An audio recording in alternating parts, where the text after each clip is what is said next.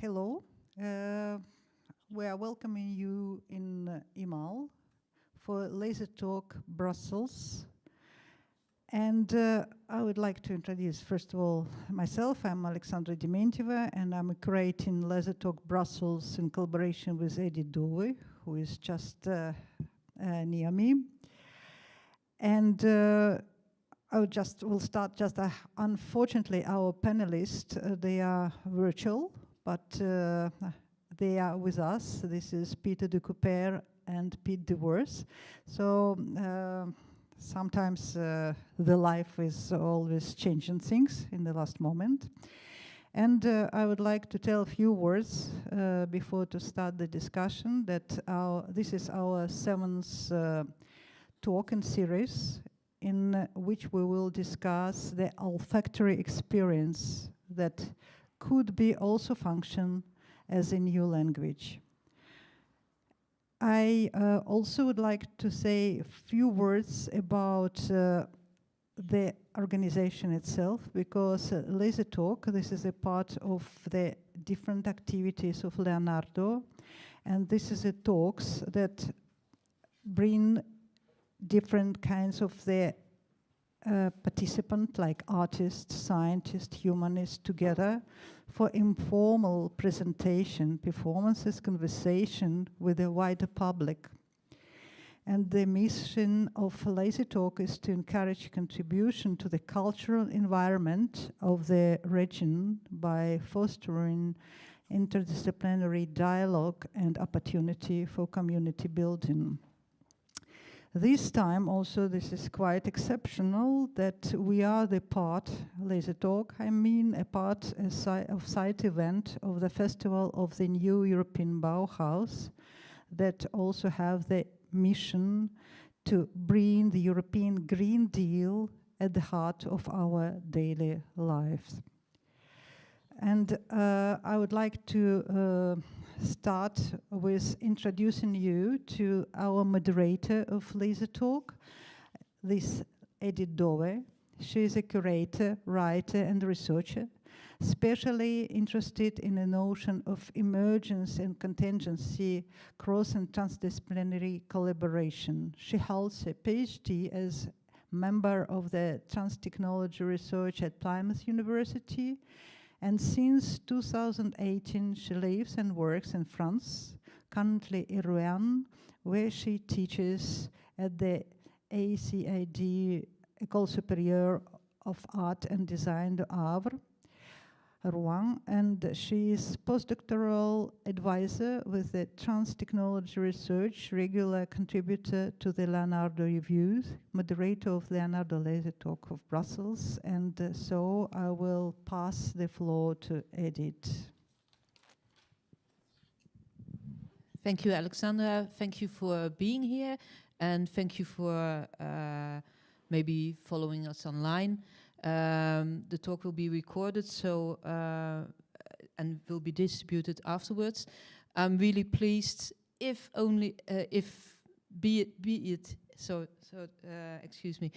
virtually to greet Piet de Cupere and Piet Devos, and quite excited to talk about this subject. It's kind of funny that because the last 2 times I wasn't able to be here due to COVID, and now that I'm here, the guests are here only virtually. But anyway, my first encounter with anything to do with smell, as for many people, was probably Patrick Süskind's book, The Perfume, which was published, I think, in 1983. In which he talks amazingly also about the smells of, and especially the bad smells of Paris. And then the guy who tries to develop a perfume that sort of obliterates the bad smells. So that might be an interesting topic to discuss later on.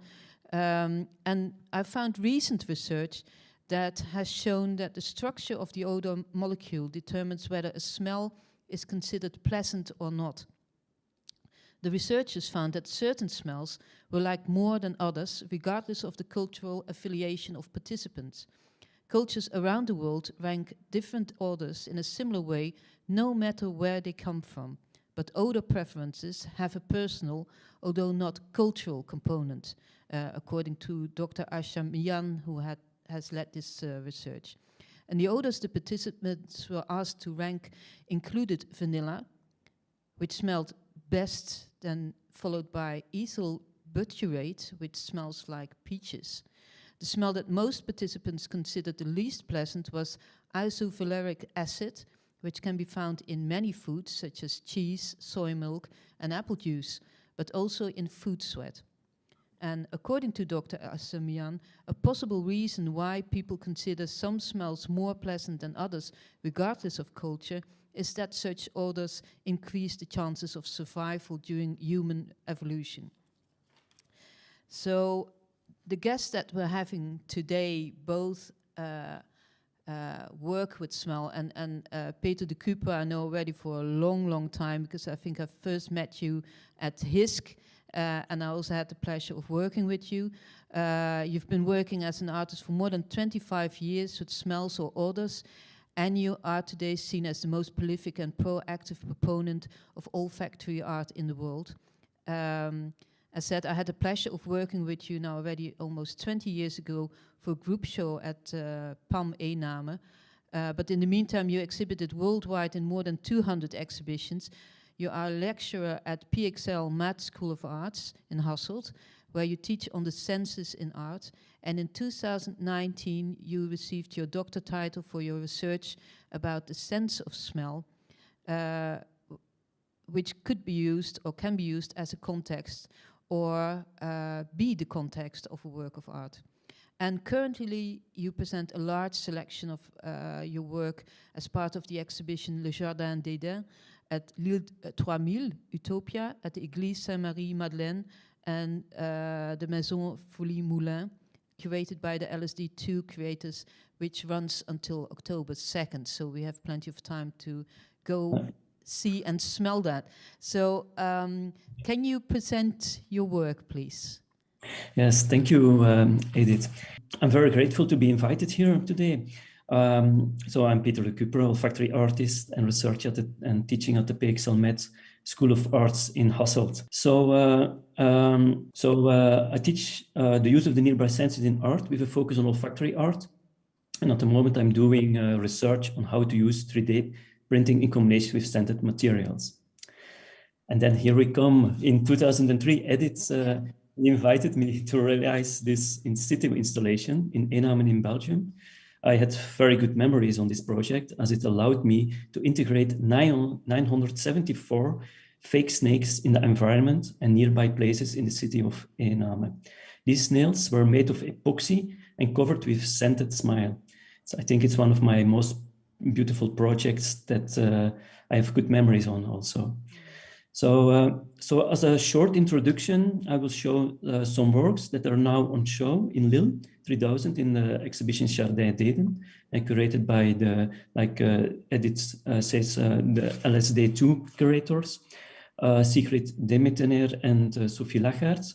And secondly, I discuss some works that have a relationship with the alphabet, the olfactory alphabet, as a kind of introduction for, or later talk about the alphabet. So this work, When the Air Dries Out, is a visual, beautiful Persian carpet made from spices that changes into a desert landscape in the center of the carpet.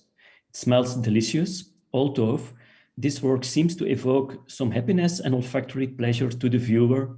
Nevertheless, it has a less beautiful reason why I created it. The work goes about global warming. One of the results of global warming is that it will become more difficult to provide sufficient food for the growing world population.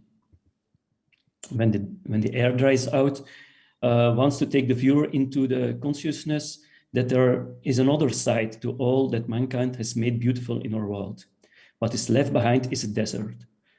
Although made from expensive Persian spices, it remains only spices which may change the taste of food, of life, but with which it is not possible to survive on their own. Fragium cardamoni, a work from 2012, is the first scratch and sniff sculpture in the world. The visitor can discover the smell by scratching it and smelling their fingers. I want to represent the environmental issues in a subtle way and letting them raise questions about possible future models. And this is where flower ceremony comes in. The idea behind it is that because of the increase in the wild population and the reduction of fertile soil, because of climate change, one should try to achieve greater food production on a smaller surface. The profit per surface area is thus greater. For example, growing strawberries on the flower sculpture saves a lot of land than spreading them over a ground surface.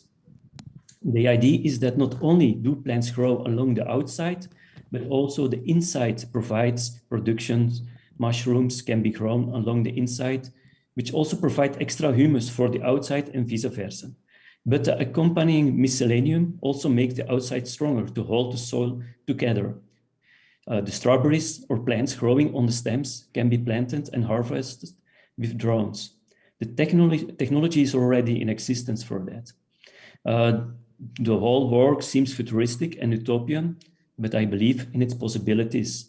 And beyond the fact that it has productivity as its starting point, it also contributes visually to the landscape. Smoke cloud allows the viewer to climb a ladder and put their head through a hole in a cloud. With their heads in the clean, soft, white cloud, the spectator is confronted with a perhaps unexpected smell, air pollution. The artwork was exhibited in Argentina, Brazil, Cuba, Denmark, and the Netherlands, and the intensity of the smell was altered according to location and is now on view in Lille in France. But how bad would air pollution be if trees polluted the air? The power of Olfactory Tree, this work, lies in the simplicity of inverting the relationship of humans to nature. By having a tree serve as a chimney and no longer as an air purifying lung, I want to challenge the viewer to think about the typical what-if question. What if nature, rather than humanity, was a polluter? The use of a synthetic natural smell is also a deliberate illustration of the typical ways in which we camouflage our mistakes. In the same space covered by the smoke of the factory tree is hanging the olfactory tree, a fake tree made of epoxy, 9 meters long. In the middle of the tree are holes where you can look inside a wider part, kind of cancer tree bulb. Looking inside the tree, you see the same tree in a little version, totally burned and smelling very intensive to burnt trees. For the exhibition Garden of Eden, I created also 5 new salt flowers. 4 salt flowers can be discovered in a specially made white space behind the olfactory tree, where one has to walk on salt to discover the salt flowers. All 4 have an odor of how the sea would smell in the future on a different geographical sea location. The power of the works lies not only in the visuality of the flowers, but also in the choice of fragrances. This is because the sea does not smell the same everywhere. Even at a short distance, the smell can vary greatly. But also weather influences and climate change and human have an impact on the smell of the sea. And then there is the utopian idea of how the smell would change in the future. Visually, the flowers are aesthetical white, some little beige, and the crystals sparkle in the light. I managed to bind tiny salt grains together into crystal-like shapes and grow them on 3D printed designed flowers. They become daisy jewels-like sculpture, as it were. As the salt flowers are very sensitive and fragile, just like nature is, they are protected with a plexiglass.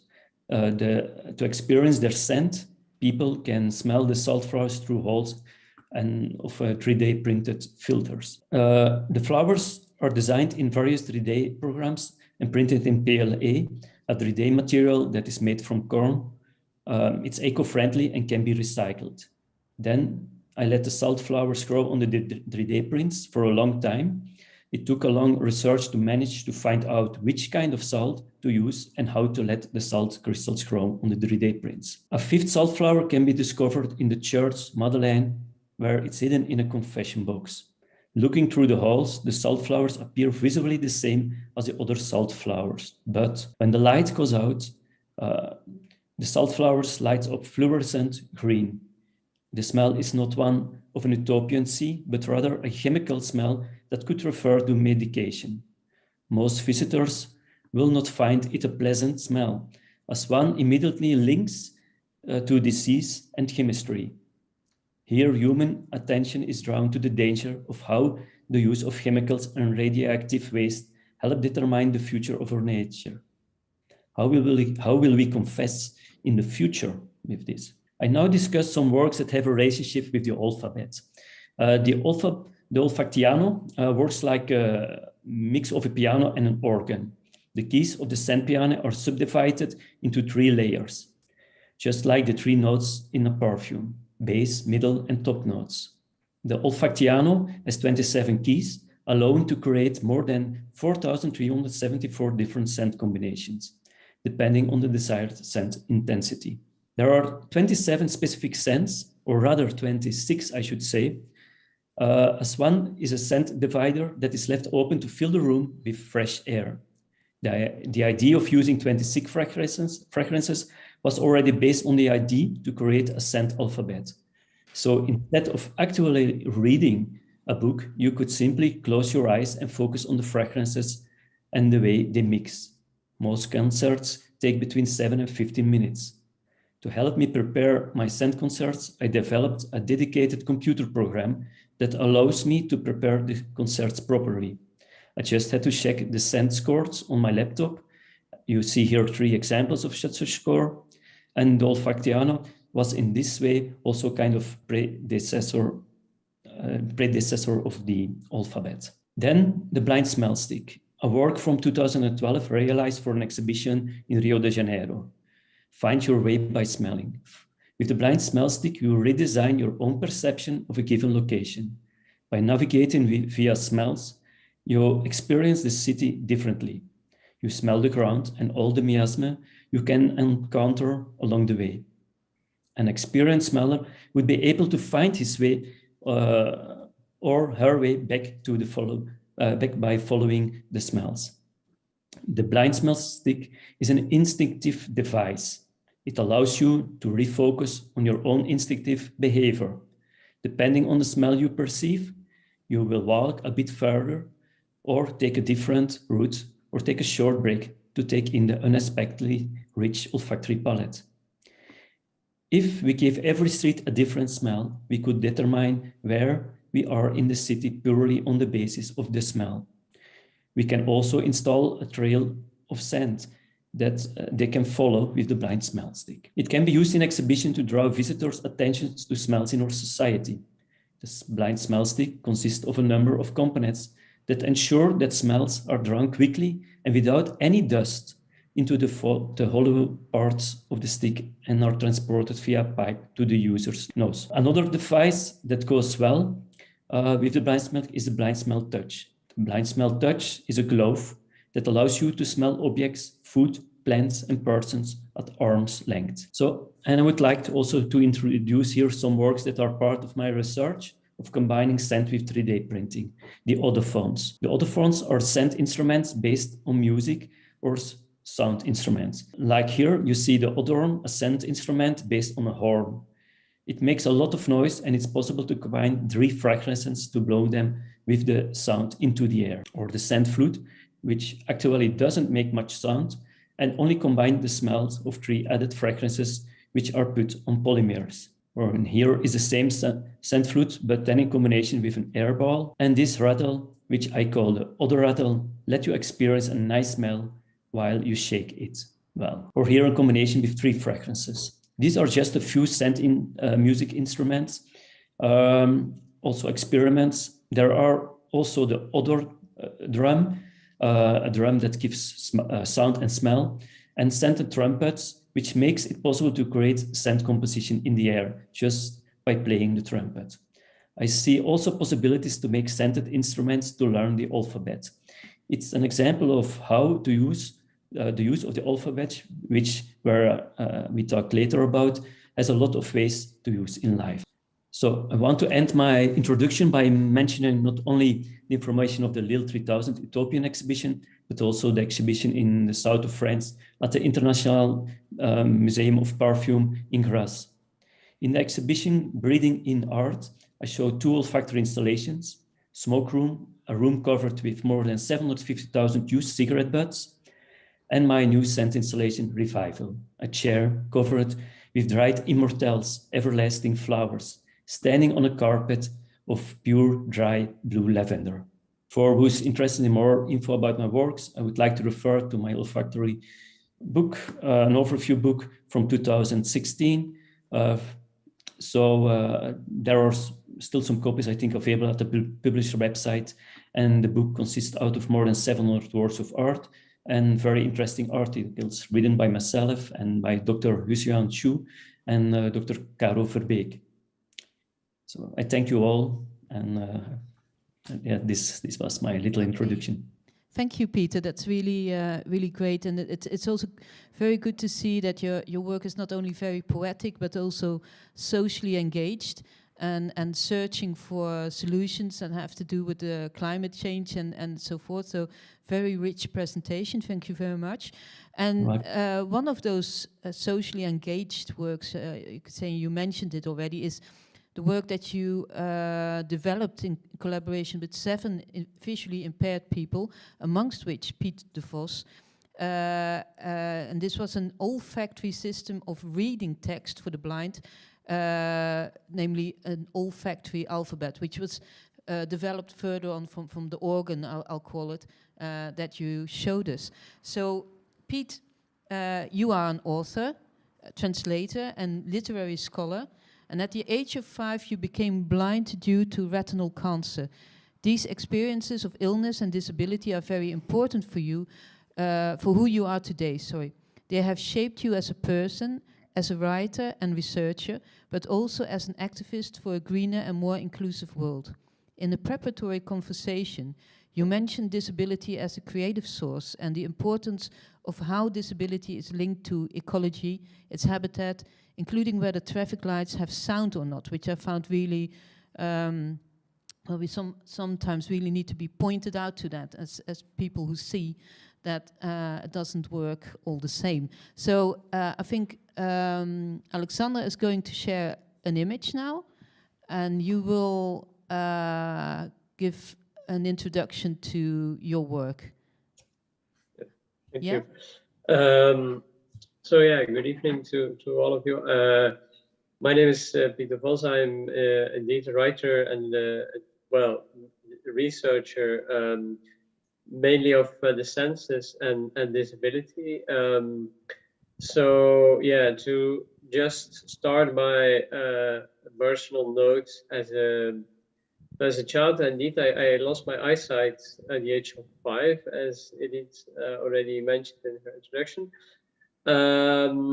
But I kept on thinking very visually. So because this is one of the first cliches, and there are so many, about disabilities which exist, that blindness would mean that you live in complete darkness. Well, that's absolute nonsense. For most people who have a very low or no eyesight, there is no such thing as darkness. If you still have some light or color perception, there is no darkness. For people who are really completely blind from birth, they usually don't think in a visual way, so their world is more organized in other sensory ways. And then you have a group like people like me who lost their eyesight at a later age, which means that you usually keep on thinking in quite a visual way, or at least you can remember many images, and that's also my case.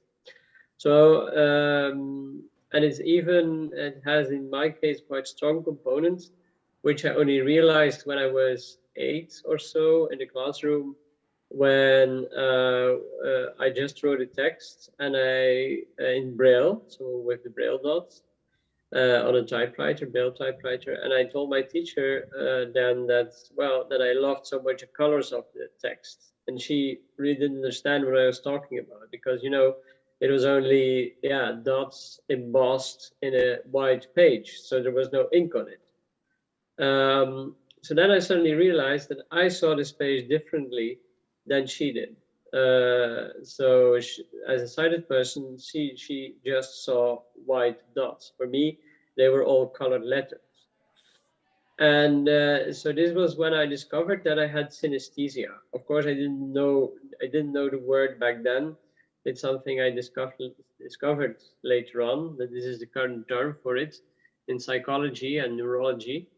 But it means that your brain, that in your brain, one sense is being filtered through the other. So in my case, whenever I hear sounds, music, language, then the sounds are turned into color. So I can't perceive any sounds without a color. And so every letter in my alphabet has a fixed color. And it seems that this is yeah, a connection, a brain connection, which exists in, it's just an estimate, but I think 1 in 15 people. And usually it's sound and color, but it can also be done, or it also exists in other forms. Once I met a perfumer from Montreal who actually derives her perfumes from music. So when she hears music, then she also smells imaginary scents. So there are other connections there, but in my case, it's sound and color. So this was something I realized as a child, and which kept on triggering me as yeah, you know, that there are so many ways to experience the world in different ways. And so it triggered my interest for sensory perception. And this would be, yeah, a general kind of motive in my work later on as a writer and as a researcher. So when I did my MPhil and later on my PhD in literary studies, I focused on poetry from the early 20th century. And then I actually looked into how this poetry was being influenced by the sensory culture of that time. So that sounds maybe a bit abstract, but it's like, for example, how poets would use cinematic montage. So they were really fascinated by the new film industry coming on, by cinema, and they would use like montage techniques, new visual techniques in their writing. And so I wrote about this kind of techniques and how they, you know, the visual culture of those days did influence poetry. And also more the tactile and the haptics, so the touch of those days, how that influenced French surrealism. If you like me, I can later on develop a bit on that. But so you have to think about eroticism, violence, but all kinds of bodily mechanisms which influenced the surrealists by creating their poetry. So my first focus was mainly on the history of visuality and touch. But more recently, I've been more focusing on disability and how this also influences the way people perceive the world. So of course, I had my own experience on that level to delve into, but now since I think it's now 6 or 7 years, I've been doing my research in more structural ways. So now I write about art or literature, which, thanks to disability, yeah, develops new ways of representing the world. So that can be about a blind writer. It can also be about the presentation or the use of the senses in literature, and so on. So that's not specifically focused on smell, or it can be on any sense actually. But so that's very shortly what my scientific work is about. I also, if people are interested in my creative writing, I have to say sensory perception is also crucial there.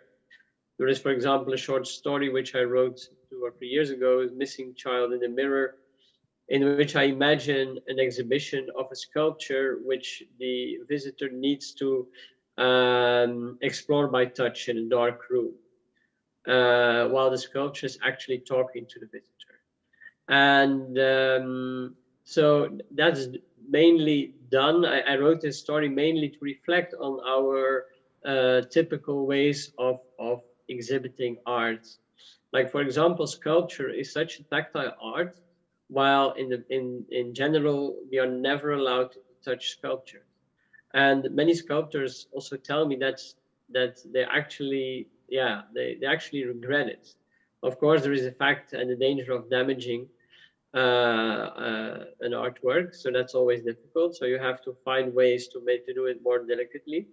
But it is a pity that so much art is just focused on visuality or presented just in a visual way, while it can be so much richer, I think, more in a multi-sensory context. And now to make the connection with Peter's work, which I really profoundly admire in all its complexity and richness. But I also had a pleasure to work with Peter for an exhibition last year in Bruges and Leuven, where I was one of the curators, together with the blind sculptor Tony Eindenkleef. And they asked us to tell there the history of the education of the blind in Belgium. For this, we need to go back to the early 19th century, when the first schools for the blind were created. And back then, one of the major problems was how to make blind children read and write. And throughout the centuries, many fantastic ideas were developed and tried. So Braille, the dots, was certainly not the first system. They also experimented with a lot of embossed printing, so with lead letters and so on, so that you could actually feel the Latin alphabet, so like a sighted person reads, but then just in an embossed way, so that they could touch and feel it.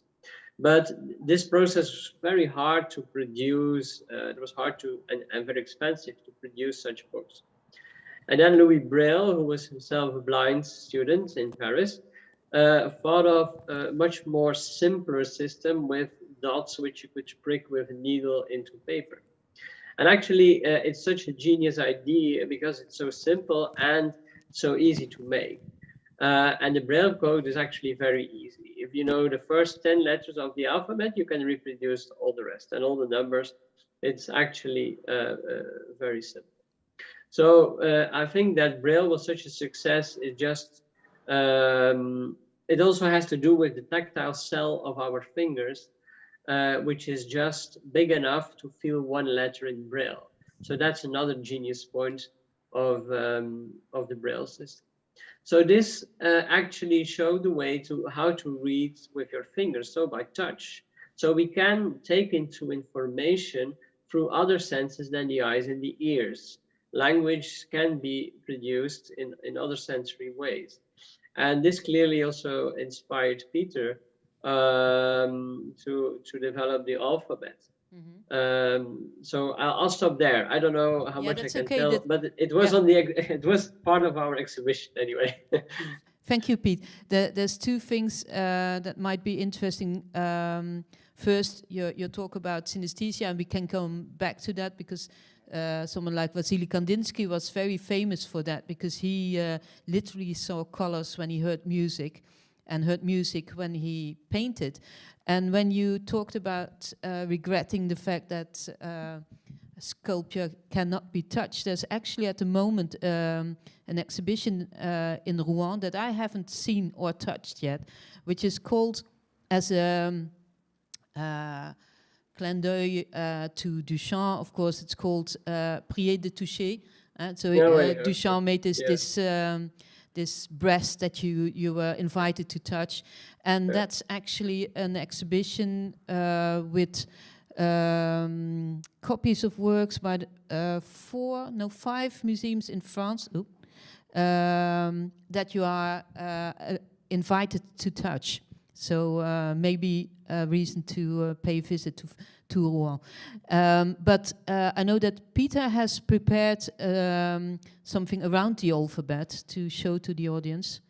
Yeah, I've prepared a little explanation how the alphabet works and about the project Piet and I and all the 6 other visual and blind people, visually impaired people and blind people have realized. So the alphabet.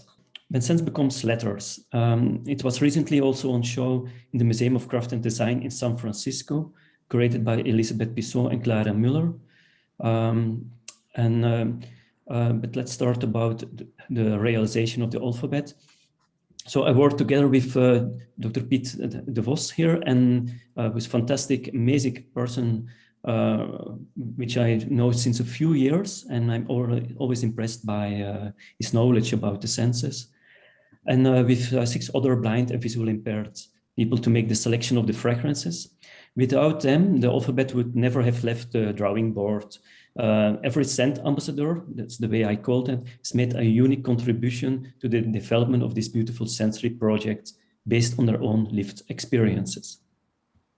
It was first shown and created for the exhibition The World Within Reach, that Piet just mentioned, and created by him and Tonya Indekleef, who is also visually impaired. And because of the COVID safety reasons, I had to install foot pumps to activate the 26 scent letters. So the exhibition was also developed that also blind people could visit and experience and test the alphabet in that way. So how does it work? Imagine that you can read and words and text just by smelling. With every breath, we unconsciously smell. By linking specific scents to letters, you can expand our ability to read and learn. The concept is easy. Every letter is linked to a fragrance, scent molecule, which you can learn. Words are formed from a combination of several others, and from words come sentences. For every letter, there is a scent molecule used. Reading more scents create a word. Words become scent compositions. For the scent in the letter modules, I use scented polymers. This is already a research by itself. The smell is concentrated to the letter and can be smelled for months, even more than a year, depending on which fragrance is used. And this without the need to add new fragrance.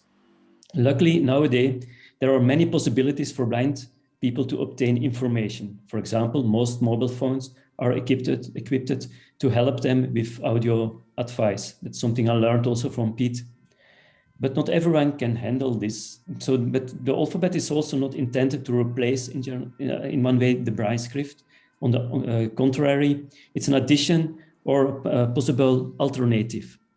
There are also blind people who are deaf and who do not have the ability to read with their fingers. Then the alphabet might be a solution. It is also a wrong idea that all blind people can read braille.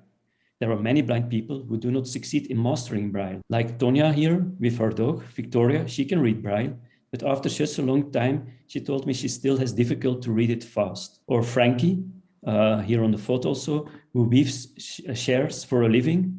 Because of this, his hands are very rough, and it is also more difficult for him to read braille good at certain moments. There are also other advantages to use braille. With braille, you have to feel letter after letter, which is time consuming. With the alphabet, you have the possibility to read words by letter, words by learning scent composition. Take the word school, for example. They have to feel the letters, every letter S-C-H-O-O-L before they have read the whole word. While with the alphabet, they can learn to read the scent composition of all the fragrance letters of the word school by its own. So they can learn to read faster. The alphabet allows letters, words, and sentences to be translated into scents, thus creating an alpha language. Imagine what it would be to be able to translate a digital text into an olfactory one, simple by breathing in. The alpha readers make it possible to read faster. The idea behind it is that with every breath, we take a smell. The alpha readers are conceptualized to activate the next scented letter or smell word by word, the way you breathe. The faster or the harder you breathe, the more letters or words you will smell. This is a conceptual idea at the moment. Nevertheless, in combination with a remote control system, there should be a realistic solution that can be realized in the near future. Before I end my short presentation of the alphabet, I would like to show 2 screenshots from the end of the documentary of the making of the alphabet, which tells in a way the future will give the answer if it's possible or not. One thing is for sure, it is possible to read by smelling, but a lot of research still needs to be done to make it work in society. As an artist, I must also leave this to more applied researchers. I started from an artistic project and proved that it's functionally possible, which suddenly gave it an applied value. Further research needs to be done, but for that, other scientists need to get involved. I am thinking of psychologists, linguists, specialists in artificial intelligence, and of course, more sense specialists, but that needs budget. I see even more possibilities with the alphabet, to send it to the universe with the NASA, as by my knowing, there is never sent a chemical language to the universe, and maybe if there is alien life, it might be that they communicate on a non-visible and non-auditive way. I should contact Elon Musk or Bezos. If someone has their phone number, let me know. However, there are more ways to integrate the alphabet, like send signs in the city to warn people, or in war to communicate by smelling secret languages, messages. And we also unconsciously smell it. The idea of consciously to smelling as maybe possibilities, like learning while we are sleeping. It are just thoughts, but as an artist, thinking out of the box brought me further than staying aside in my safe zone. And I love to end this news that the alphabet got the honors to receive the Public International New Technology Award in March this year, which is a great honor to receive. In reply to the call for entries for the international contest, New Technology Art Award, NTAA 2022, 836 candidates representing 72 nationalities worldwide have applied. But of these projects, an international jury has selected 20 nominees, for which Alphabet received finally the public award. Also, it's at the moment nominated for the prestigious Art and Olfaction Award, awarded by the Institute of Art and Olfaction in Los Angeles.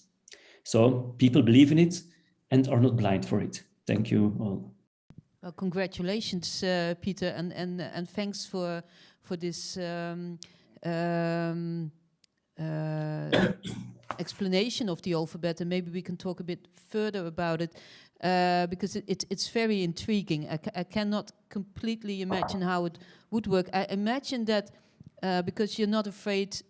In my introduction, I talked about this recent research, which found out that all over the world people seem to like the same smells. But you're not afraid to also use really disgusting smells like those of cigarette butts, which I had the pleasure, between brackets, to smell myself. But would the alphabet be a combination of attractive smells and repulsive smells? I think it needs still a lot of research to realize to make the selection of the fragrances. I asked the advice of Piet and the other blind and visually impaired people, so they may choose between 52 fragrances I selected before, based on categories, and they selected each 26 scents from it. And then I make a comparison and use their selection. I only selected one fragrance, and that's the O, which is an aldehyde C18, which smells a little bit to cocos. But in general, I think the reaction most of the time is when it smells bad, they are not so, with the selection process, they're not so open for it in general. But I think it's necessary to use also sometimes some repulsive fragrances in it. For example, to make a question mark or a point or something can be very interesting to use that, or to give more expression to the communication also. How it should be done, I think there's still a lot of research. I think with the selection that was made now, because there were also some essential oils in it, It's still not possible to read it perfectly. I think there should be more like have to be looked to the combination of the fractions when you put them next to each other, that you can differentiate them perfectly more. But it's a huge research to do that, because there's so many letter combinations, so also so many scent combinations, and that you still can read it very easily. Yeah.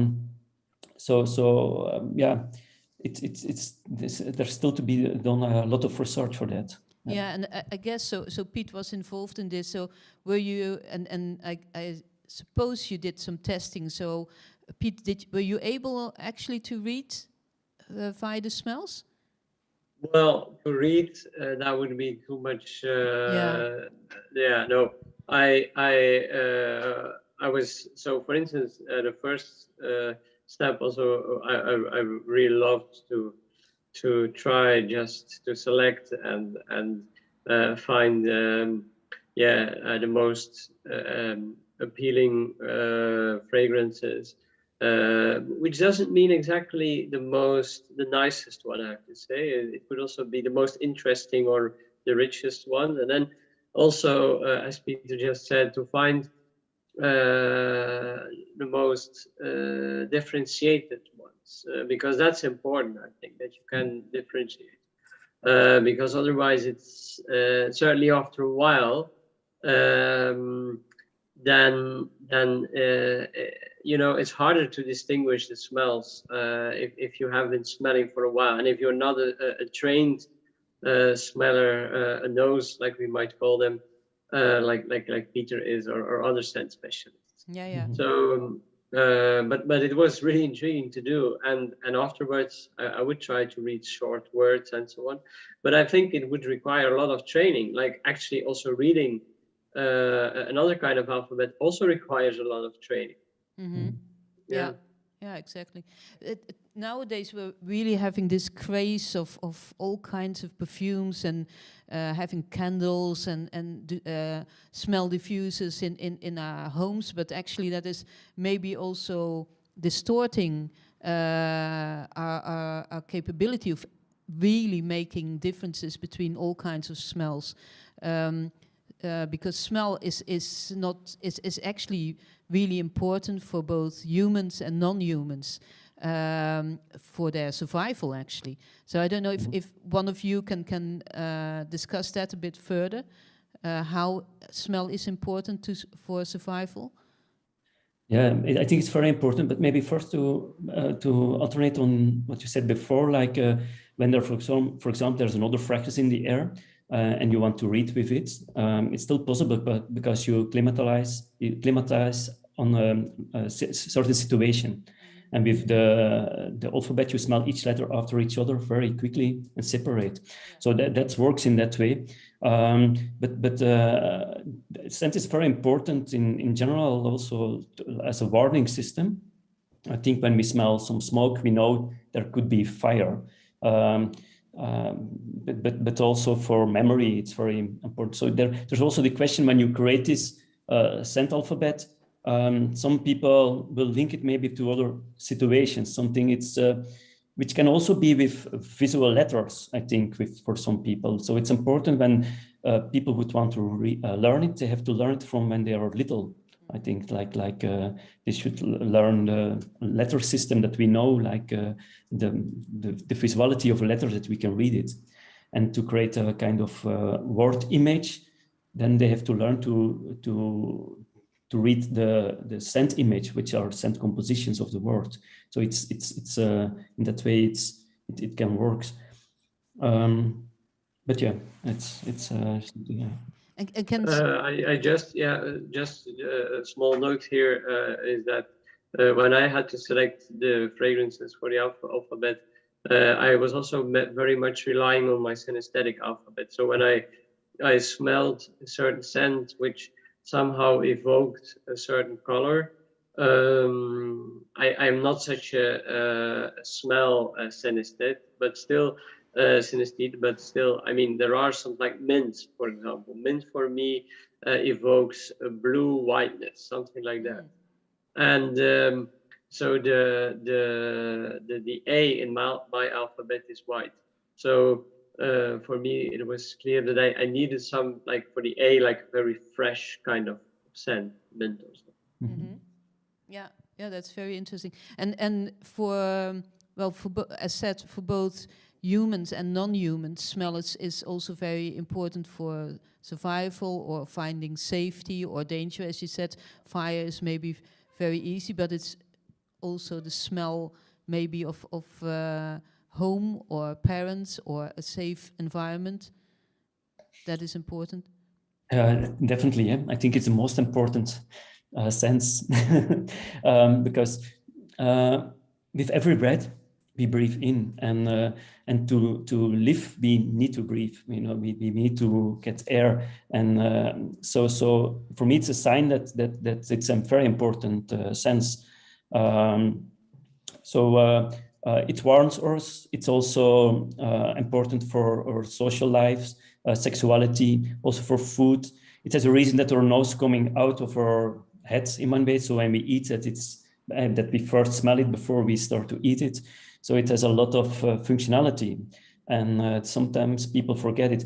But the danger is also a little bit that people will lose it in the future. I think when you think about the metaverse that's developing, for example, now at the moment, and how it will be in the future when there will be also the fragrances with headspace devices that you can have a kind of realistic effect. When you see something happening in the metaverse or something, you can also smell it.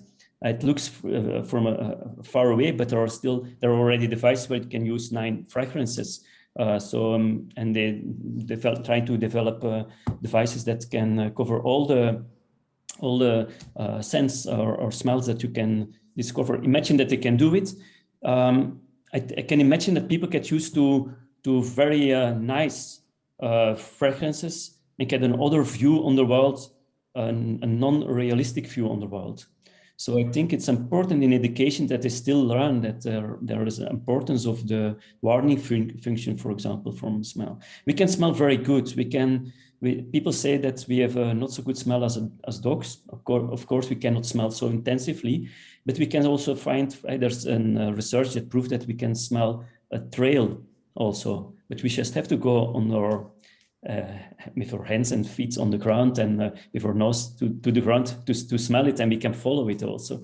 So it's we think it's not so powerful, but actually it's so powerful what you can do with it. But what you're just describing is probably used by many indigenous people all around the world that are still capable of smelling trails, and the history of covering. I mean, I said we today are very busy doing that, but obviously that has been also quite a while that perfumes were used to cover bad smells of especially of people.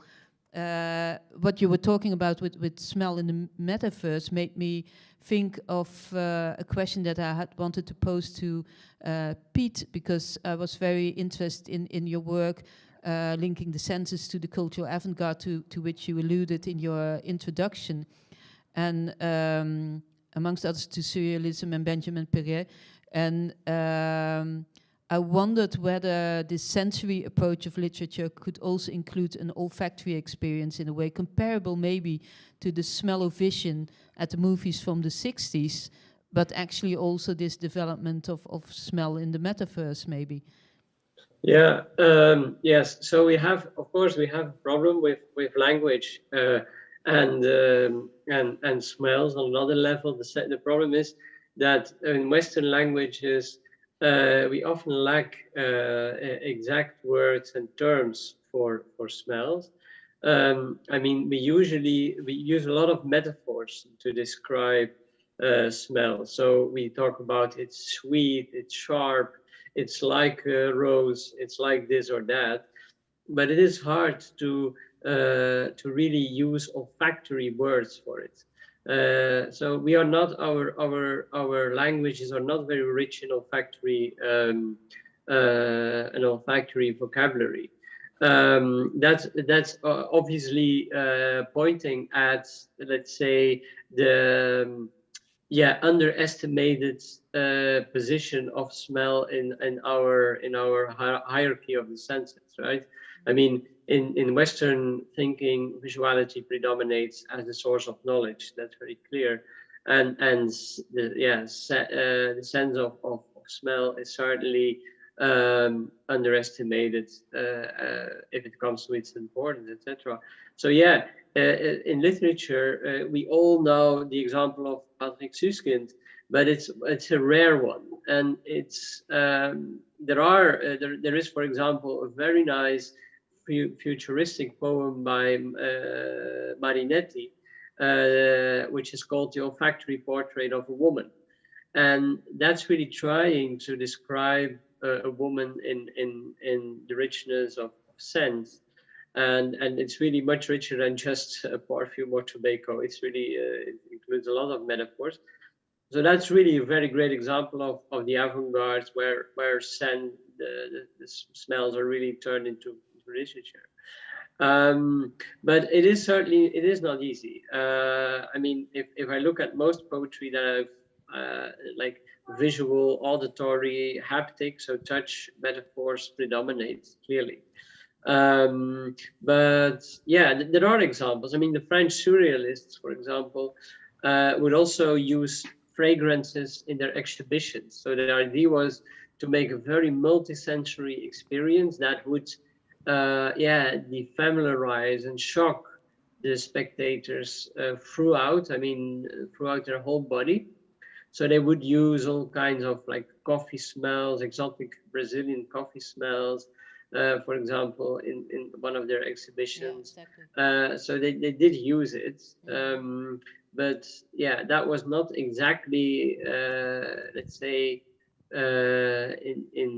connected to literature. So it's there is still a lot to explore there, I think. Well, actually, your remark really connects to another question for Peter, because you wrote your PhD on how smell can be used as both a concept and context of work in the artistic design process. And in an article you talk about olfactory transfers, which you divide into 5 categories: flowers, smell devices, scent spaces, time, and translations. So I'd love you to expand on this. And one of my students actually recently used a smell diffuser in an installation of hers, and I wondered whether you think that is a sign of the times we're living in or not. But oh, I'm sure it's a sign of time. I think it's the nearby sensors getting more attention in exhibition. Also food, getting more use of food, and the tasting getting more attention, but the tactility is for sure. And also smell, olfactory art is growing. There are many more students coming who use it. And Lille, for example, there was a few students applied to assist me there from Lille. So also in our school, I'm teaching olfactory art. There are every year quite a lot of students that subscribe to learn it. So and I think internationally there's getting more interest in it. In Chicago, you have also in this SIAC, there are also a little course that can follow olfactory art. So also in education, it starts to getting more attention, which is very good. And I think it's really a sign of the time, because I think people want to go also to museum and to do something interactive more, because they can see also, for me, when I see a painting, I still want to see it in real. But I think for a lot of young people, they are used to see things on the screen. So a good way to learn them to go to museum is to have works where they have to be there to experience them, which is an advantage by its own. It's also another way to give context to a work or start questioning things. But I will maybe share a very short presentation I prepared about olfactory transfers. Yeah. So it was part of for my PhD.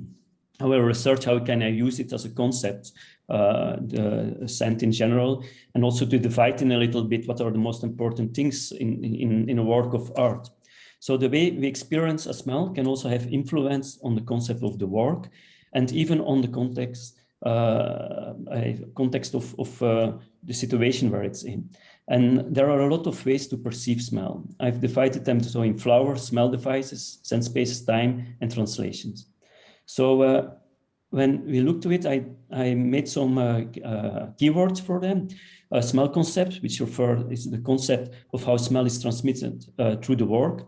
The smell source refers to where the smell comes from. The smell transfer refers to the purpose for which fragrance is transferred where. The spectator indicates whether the spectator is passively or actively involved in the smell and the work. And the experience, does the viewer experience the work of art as an object directed, spatially directed, or is it discovering purpose? And then there are the crossovers, which are crossovers from above keywords, you could say. So I explain very shortly them.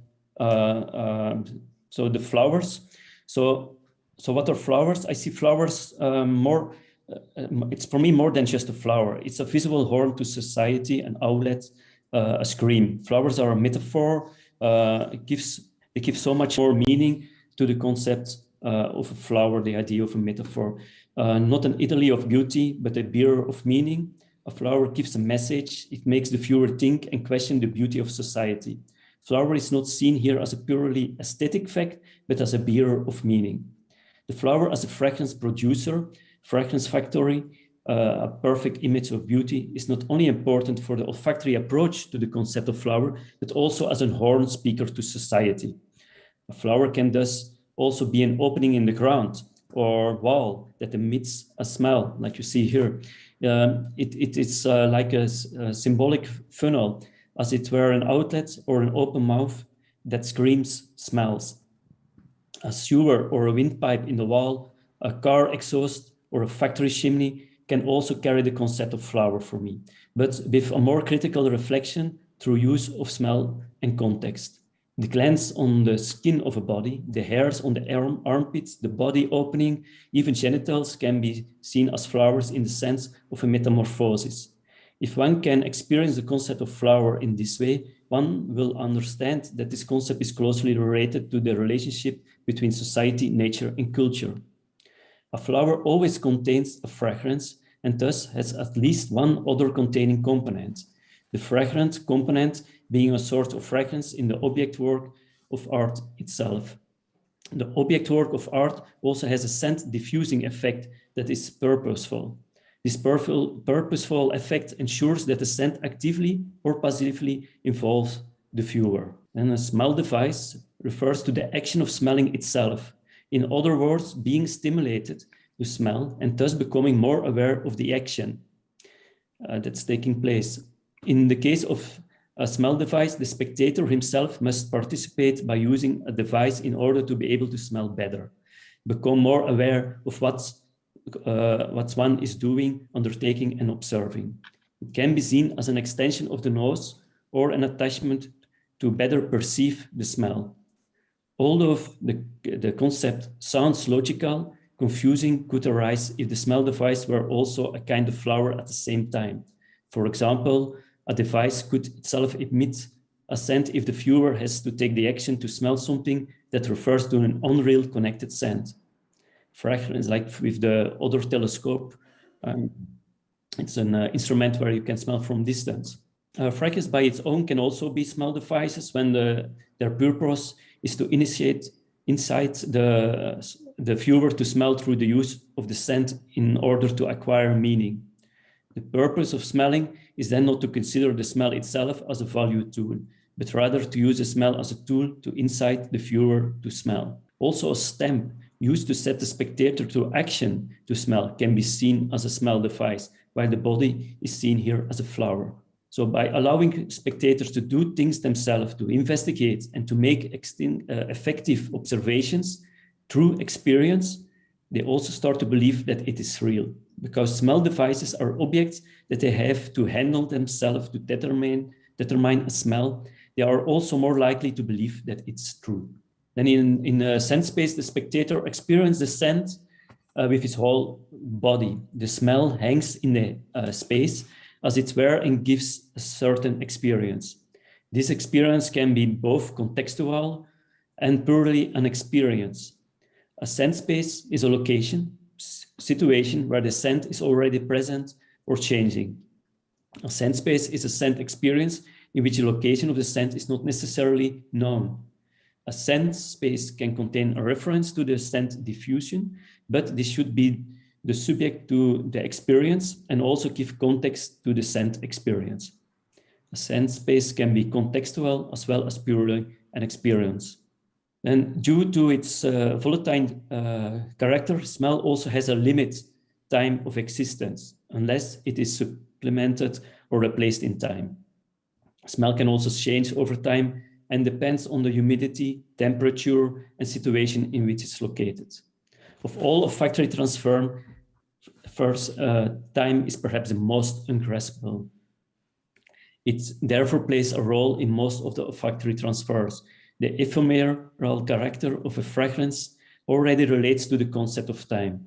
The viewer can only passively experience the limited shelf life of the work unless it is actively involved in optimizing the smell, in which case it will also be an active part of the work. However, the artist will usually include the optimization of the smell as a concept in his work and ensure that the smell always meets the requirements he himself sets for it. Then olfactory translations are scent translations through the other senses. They can occur over time to the loss of a smell, whereby the smell memory remains in the material. In addition, they can be conceptual references to smell and the influences of smells and how this context and or concept of the work can be. A fine example from art history is the work Belle Hélène by Marcel Duchamp. The perfume bottle is empty and closed. It is also not the intention that the bottle is smelled, but that the work is visually perceived in relationship to the emptiness of the bottle. It's therefore part of the olfactory transfers, translations. And there are many more, but most of the olfactory concepts will be crossovers between these olfactory transfers. Like smoke cloud, for example, here, which is a flower, but at the same time, it's also a scent space because you put your head inside of it and you're also going to the center of, it also emits the scent at the same time. So here we see an overview of the olfactory transfer. So and maybe I end with just saying that smells are more than just air particles. They give context and imagination in many dimensions. Yeah. So when scent makes seeing, when seeing makes scent. And thank you, Peter. Actually, it's interesting that we've been joined by Annemarie Maas in the meantime, and I was happy to see her installation, the scent space, I would say, in Heures Sauvages, which is an exhibition which only takes place this week, isn't it? In the Centre Wallonie Bruxelles, where Annemarie shows an installation which is called I Talk to You About the Flowers and the Colors and the Smells, and for which you developed a smell together with Guerlain Paris, which is wonderful, which smells mainly of lavender, I had the impression. Would you mind saying a bit about that? We have a... Yeah.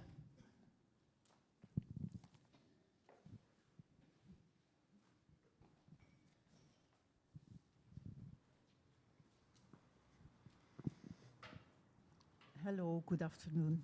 Oh. Is it working? No? Okay. Yeah. Yeah, I can quickly say a few words. Actually, the one in the Centre Wallonie Bruxelles in Paris, where it mentioned Guerlain, this was not with Guerlain. Ah, but okay. But it was the week before at the Palais de Tokyo I developed. Yeah, and I couldn't be there, unfortunately, but it smelled lovely in the installation in the Centre Wallonie Bruxelles as well. Yeah, but that was real lavender. That was real, simply lavender. Okay. 10 kilograms of lavender. Yeah. So it smelled a lot. And the wonderful thing was that the bees, the wild bees, they came and they smelled it. And they came from, les alentours du centre. And they came to smell and turn around the speakers, but also on the lavender very quickly. Yeah. They discovered, of course, that it was not a living plant. So, But they stayed and they were really, truly interested. Yeah. But the one that I developed with Guerlain was the smell of the beehive, where I talked a lot with the two noses of the noses of Guerlain that developed a perfume afterwards. And I told them about my experiences as a beekeeper. When you open the cover of a beehive, every bee colony has its own smell, like we humans have our own smell also. We talked a lot about the sweet and the warmth and the activity, and also the sweat. Actually, it's a sweat smell also in the bee colony. So they developed later in a perfume, two different ones that I worked with during the performance. And one was based very much on honey, which was very sweet, warm one. It smells lovely. And the other one was more based on, I call it the wild animal thing. I think it's on a basis more of patchouli kind of stuff to start with. Well, thank you. It's interesting that the notion of because we hardly think about that. I mean, you both, Peter and Peter, have already referred to the fact that we sort of forget how important smell is, although we have been confronted with it lately due to COVID, where people unfortunately might lose their sense of smell and also their sense of taste. But the idea that a bee can smell is well, in a way, it's maybe obvious, but I find it really interesting that you told about the fact that the bees would come and turn around the moment that they think, oh, it's only the smell. There's nothing more than that. So.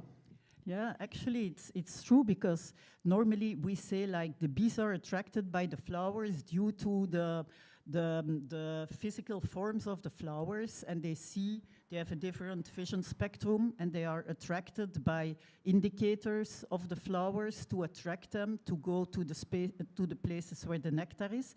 But here it was just buds of lavender, dried lavender, that was still smelling a lot, and they were actually smelling also on that. So quickly they discovered that it was not for them, but they were attracted only like by the smell. So.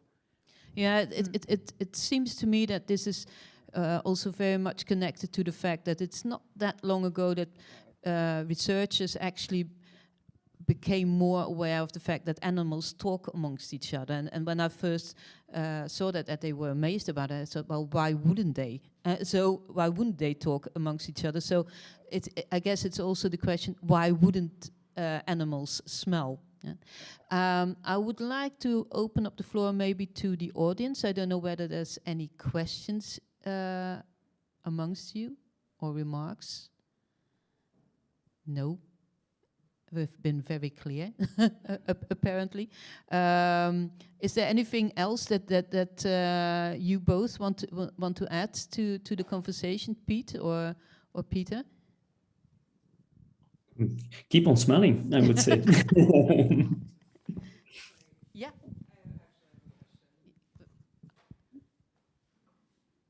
One moment. Please keep the mic very close to your mouth.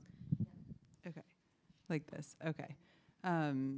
So I was wondering if you ever considered doing the translation of the alphabet more conceptually instead of just translating each letter. Because, for example, I was just thinking about if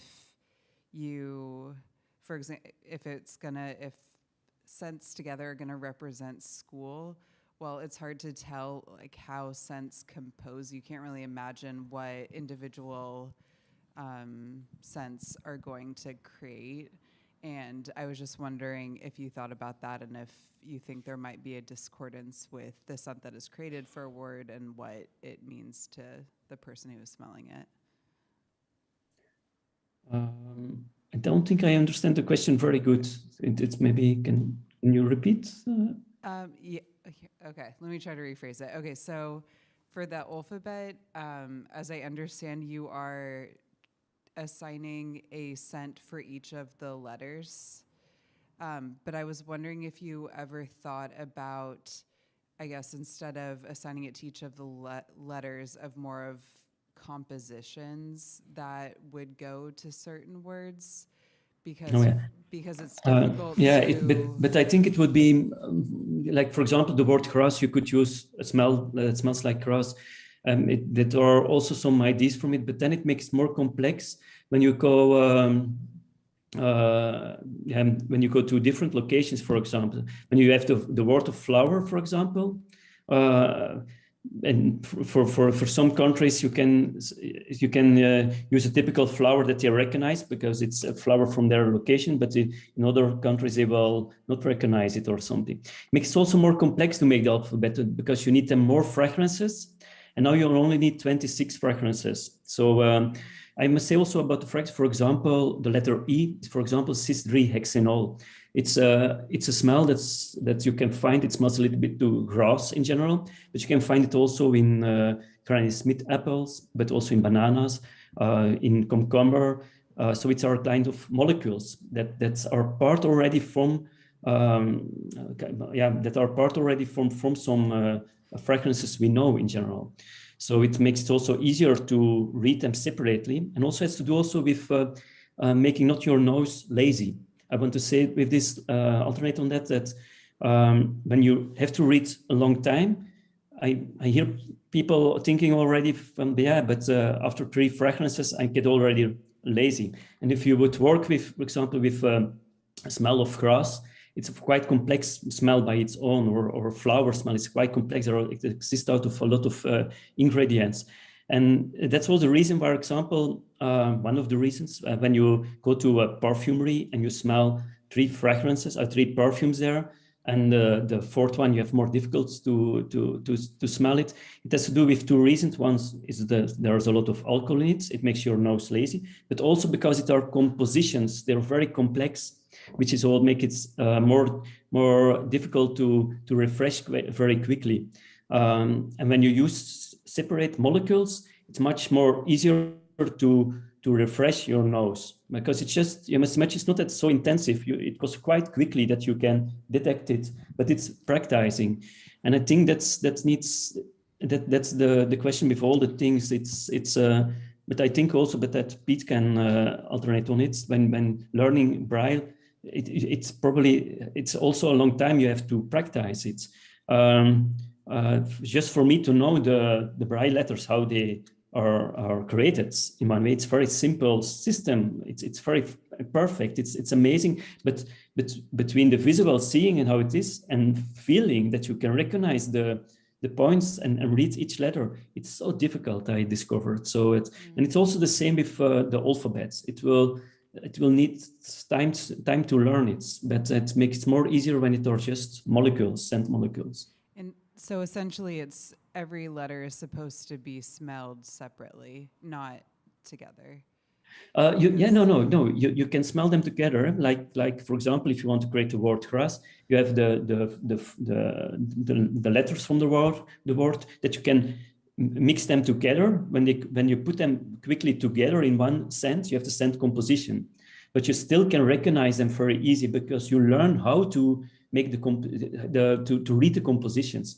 It's like when I create a perfume, for example, and I think it's something typical for perfumers, I think in general, like, you know already when you use a fragrance, how it will change your fragrance, or how it will have another kind of experience with it.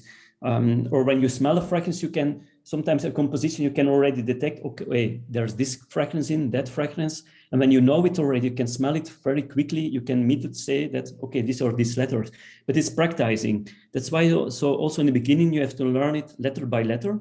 As it's very slow. And then you can try to do it faster with the idea with the other readers the alpha readers that the device will react on the way you are breathing in. So when you're breathing in very soft, you will smell very slowly letter per letter, or you can choose to breathe it in faster, or you can change the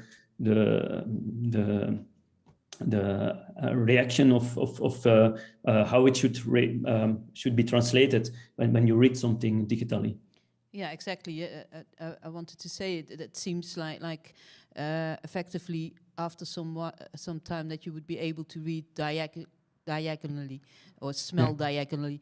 Yeah, and you've referred, as did Annemarie, in fact, to the quality of the nose or the noses of that develop perfumes, who just like cooks sort of only have to look at an ingredient and know what it will do to the final smell. I guess. Yeah, that's good example. Yeah.